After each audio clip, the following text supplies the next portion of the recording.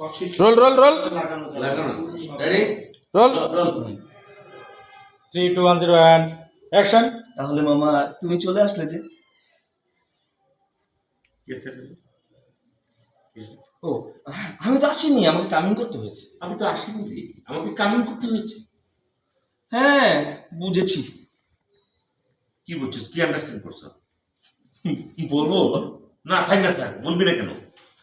তুমি নিশ্চয়ই সেখানকার কারোর সাথে ইয়ে করতে চেয়েছিলে, তাই তোমাকে ধরে।